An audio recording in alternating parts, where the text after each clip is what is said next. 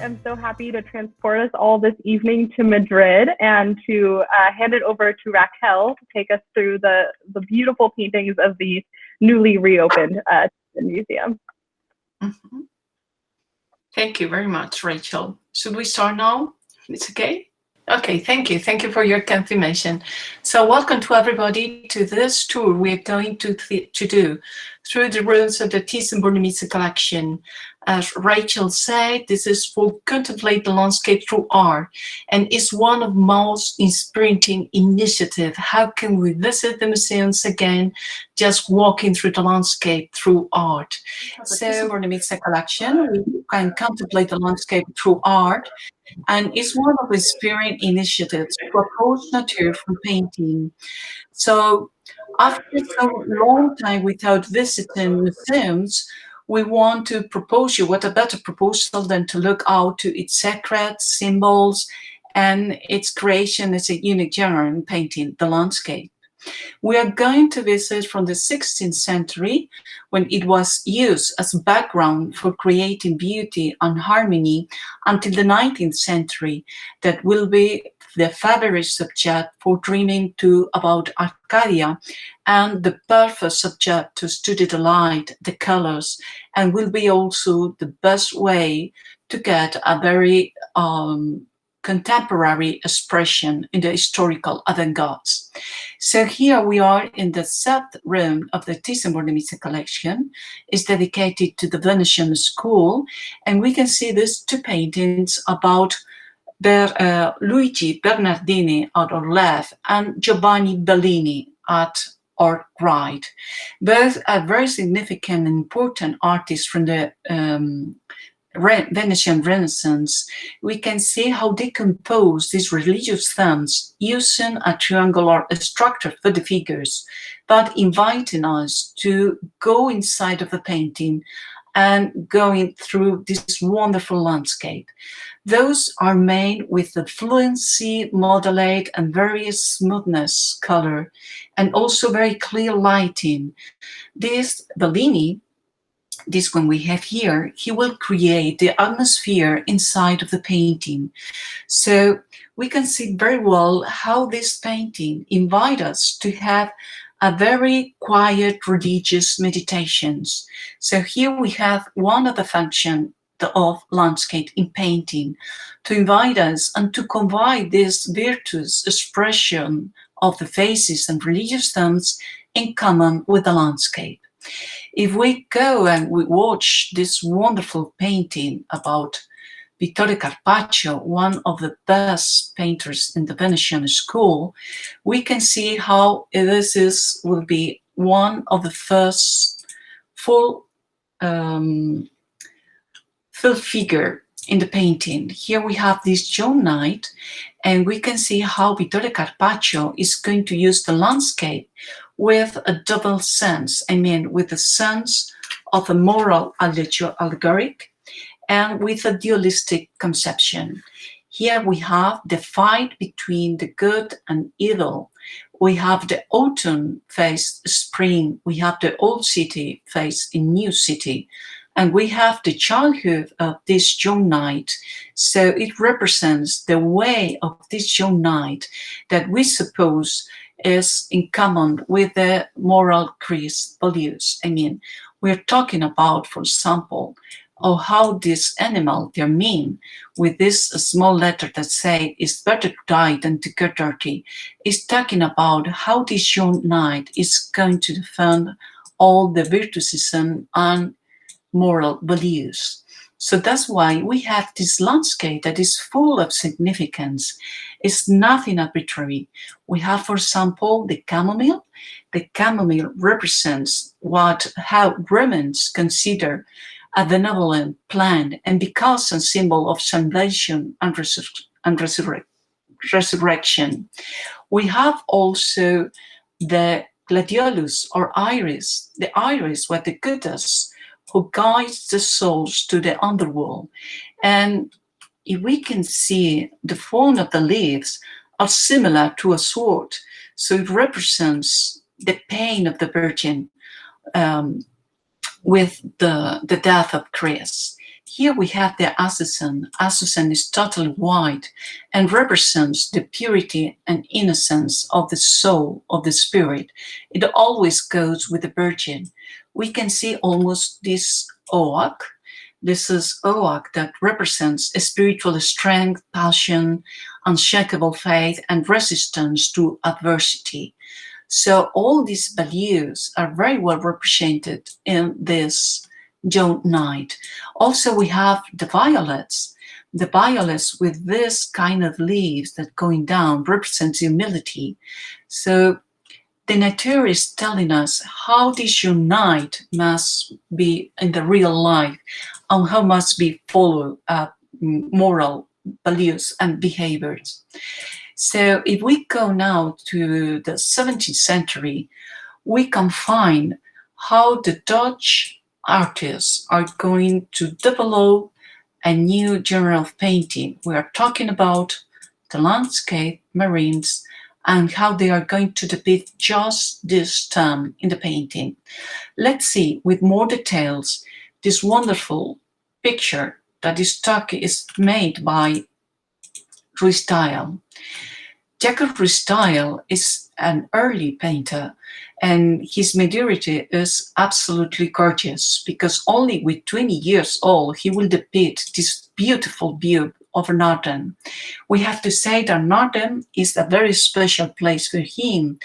In this small village is where his grandfather and father and also uncle they were born. He's coming from an artist family, so it's true that Kim is going to be the best artist of the family.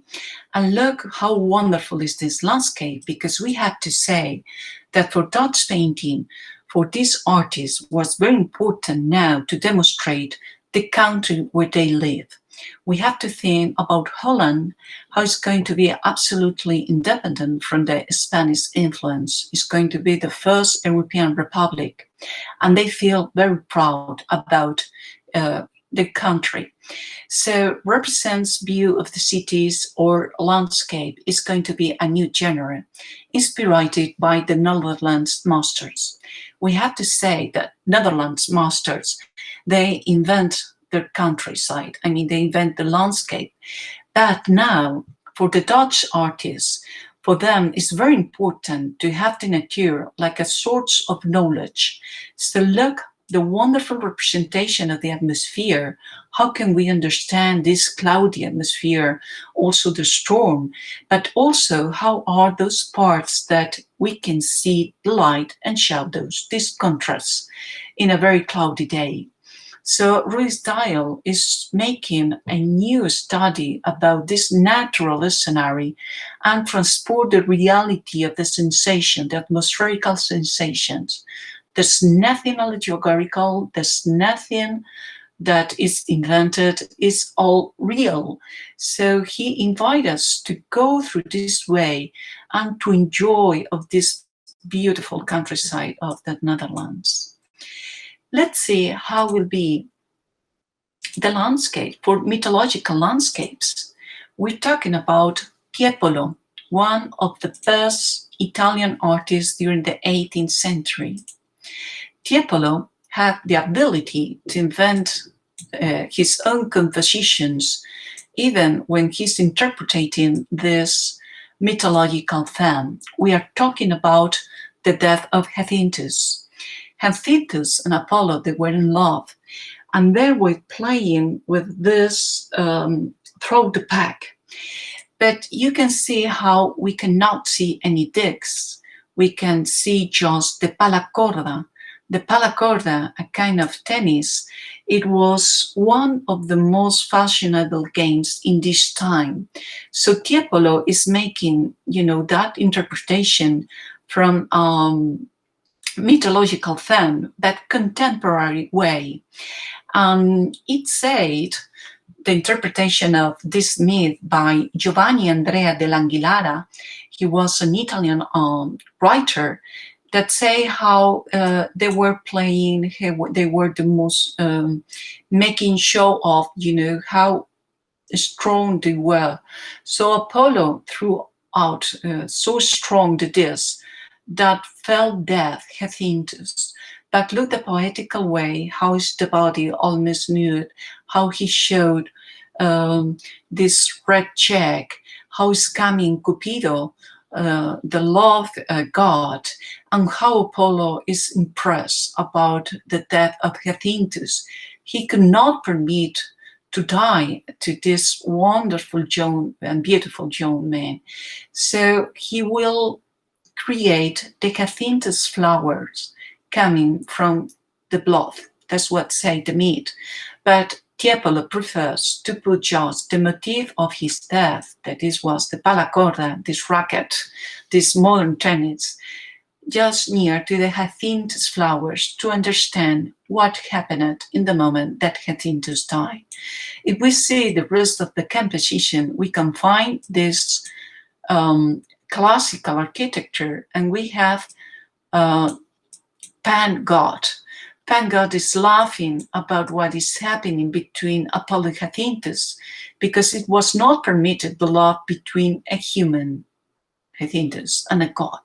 So he considers that they have the result of this forbidden rule.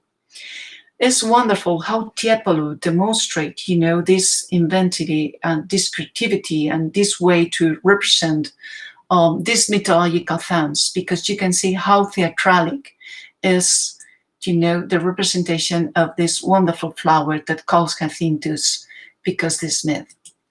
So now, if we travel to the 19th century, we can explore one of the most important artists that is the predecessor of the Impressionism. We're talking about here in the Carmen Thyssen collection, how can we visit this wonderful Van Gogh, Constable, that is not now in our collection, and finally Corot, that permit us to contemplate how it's going to be the predecessors of Impressionism.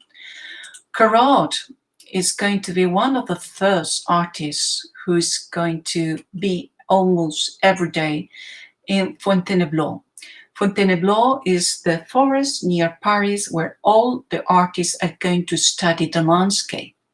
And Corot teach to the young painters how the landscape can provoke a very depth feelings and emotions. So he said, you have to take the grace of nature. He is making reference to the earth, to the breeze, to this something that we cannot touch in the real contemplation of a landscape.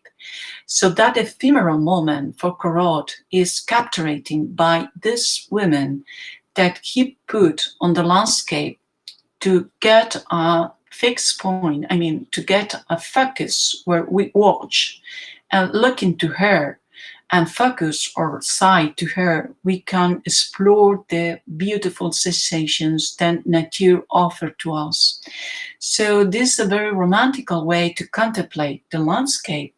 It's going to be experimented by the Impressionist artists that we are going to see now with a wonderful landscape of Renoir. So if we go to this room, let's see the room first. If we give just a first glance, we can see how wonderful we have Van Gogh.